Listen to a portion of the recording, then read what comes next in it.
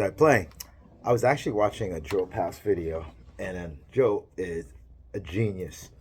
And so I'm on this kick, reading and looking at the masters. And by the way, they never go away. Wes, Herb Ellis, Joe Pass. You have to constantly go back, listen to these guys often, and try to deconstruct what they're playing.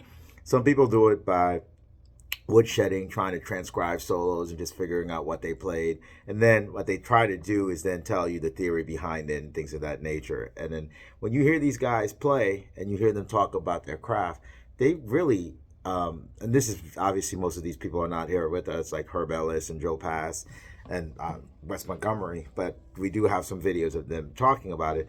It's not like they didn't understand what they were playing. What they did was they found a simple way to try to play what they played, and it was an organic way. And one of the things that's happened with jazz music, specifically with jazz guitar, is that it's really been over intellectualized. Joe Pass, I was watching this video and he's just talking about his approach. Like he does, like, hey, I don't even know the modes. He doesn't even know that. He knows the cage system and he talked it through and things of that nature. And he knows theory, so don't get me wrong, but he doesn't think about the modes. And he said most lines that you're playing, the line is within the chord itself.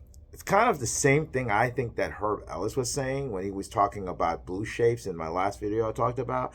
So for example, when he has a G shape, and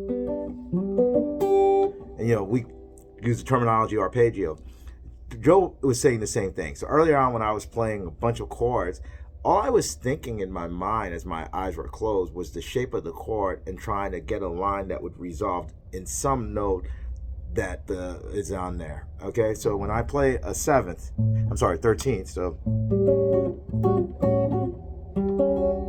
this is a line. It's a chord, part of the chord, but it's a line.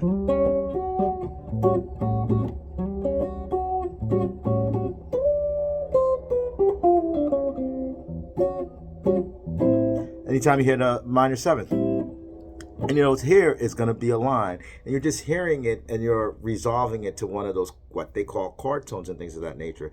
So basically, when you're playing a solo, if you have a good understanding of the chords within that song, and you can visualize the shape of the chord, outlining it is basically what an arpeggio is.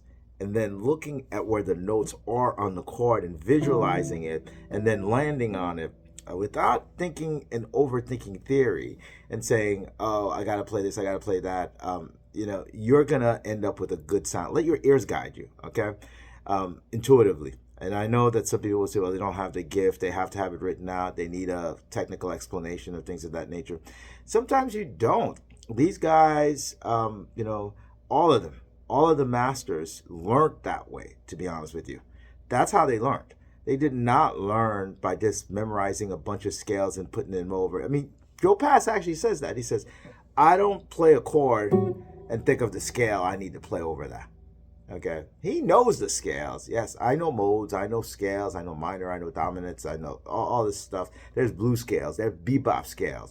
And people think that that's the panacea if they make it technical and they play over these chords that way, that's going to be music. That is not music. When you hear Wes Montgomery playing, and you hear Joe Pass, you hear Herb Ellis, what they're playing is fragments of notes associated with the chords themselves. And we try to deconstruct that. They're not thinking a scale. I mean, Wes Montgomery is so far removed from a scalar approach.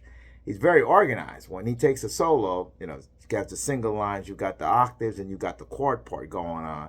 But that's just the way he organizes his solo. When you hear Joe Pass play, Joe has this great understanding of harmony. He's got this great understanding of the melody of the tune.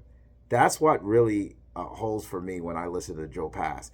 He understands the melody, and he uses the melody as the backdrop of the solo in and of itself. So he's not all over the place just playing random notes.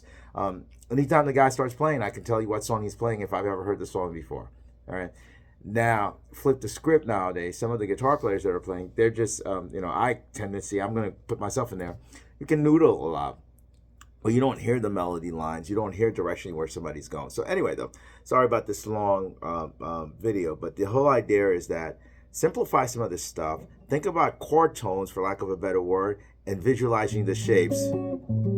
And the shapes I was playing on this was the 13th, 11th, minor 11th, and I was playing 7th. Basically, there's on 3 chords I was doing.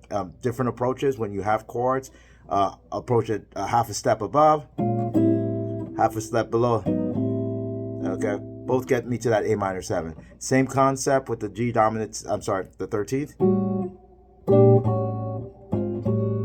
Okay, very classic. Your lines are the same thing. So approach lines are very good, are very useful from that perspective. All right, get a little off tangent here, but nonetheless, practice, practice, practice, and hopefully you get something useful out of this video. Bye now.